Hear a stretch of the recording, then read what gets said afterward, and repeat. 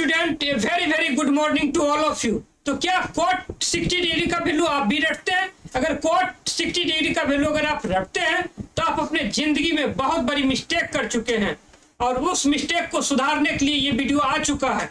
तो अगर आप सुधारना चाहते हैं उस मिस्टेक को तो चलिए हम लोग कॉट 60 डिग्री का वैल्यू सीखेंगे कि ये आया कहाँ से, ताकि कभी भी अगर भूल जाए कॉट 60 डिग्री का वैल्यू क्या होता है तो हम निकाल सकते हैं। मेरे पास कोई बुक नहीं है, कोई गूगल नहीं है, फिर भी मैं बता सकता हूँ कॉट 60 डिग्री का वैल्यू होगा कितना। तो पहले समझना पड़ेगा हमें कॉट 60 डिग्री होता क्या है और उसके बाद हम लोग उसका वैल्यू निकालेंगे। तो चलिए इसके लिए हम लोग क्या करेंगे, तो एक समबाहु त्रिभुज बनाएंगे। तो आइए सारे बच्चे मेरे साथ एक समबाहु त्रिभुज बनाइए।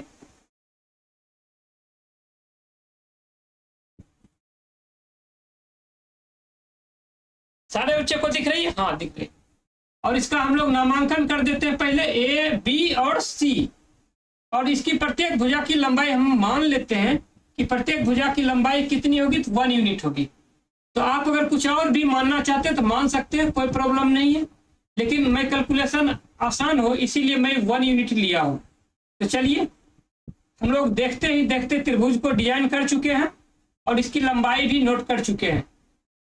इसके बाद हमें बताएंगे कि इसकी प्रत्येक कोण जो है, समबाहु त्रिभुज की प्रत्येक कोण कितने डिग्री की होती है, 60 डिग्री की। तो चलिए हम लोग यहाँ नोट कर देते हैं 60 डिग्री और यहाँ भी नोट कर देते हैं 60 डिग्री। और इसके बाद यहाँ से एक लंब खींच देते हैं। लंब क्यों खींच रहे हैं? क्योंकि हमें एक समकोण त्रिभुज चाहिए, क्योंकि त्रिकोणमिति समकोण त्रिभुज में ही अप्लाई होती है। तो आइए हम लोग यहाँ 0 लिखेंगे, 0 नहीं सॉरी, ये O है और ये पूरी भुजाएं जो है B से C तक अगर 1 थी तो B से O तक कितना होगा, उसका आधा होगा। आधा कितना होगा, 1/2। फिर ये भी आधा होगा 1/2। चलिए इसकी लंबाई भी हम लोग जान चुके हैं। अब हमें इस लंब की लंबाई निकालना है। थीटा के सामने वाली भुजाएं लंब होती है, तो ए और ओ लंब है। लंब बराबर क्या होगा, सारे बच्चे हमें बताएं लंब बराबर क्या होता है। पाइथागोरस थ्योरम में आप लोग पढ़ चुके हैं, लंब बराबर क्या होता है। यस, सारे बच्चे सही जवाब दिए। लंब बराबर क्या होता है, √अंडर कर्ण का स्क्वायर माइनस आधार का स्क्वायर। तो चलिए कर्ण का स्क्वायर माइनस आधार का स्क्वायर हम लिख चुके हैं। इसके बाद क्या करेंगे, कर्ण और आधार का वैल्यू हमें यहाँ पुट करना है।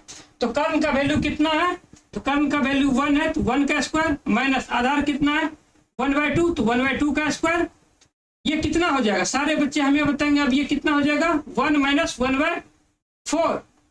1 - 1/4 हो जाएगा। तो हम लोग इसे लिख सकते हैं √4 - 1 डिवाइडेड बाय 4।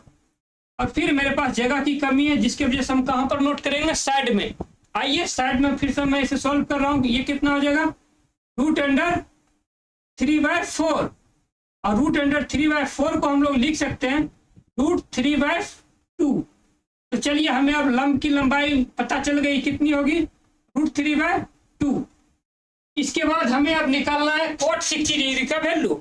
तो कॉट 60 डिग्री बराबर क्या होगा, तो हम लोग पहले कॉट थीटा बराबर लिखेंगे। क्या होगा, तो कॉट थीटा बराबर होता है आधार बटा लंब। तो हम लोग आधार बटा लंब लिखेंगे।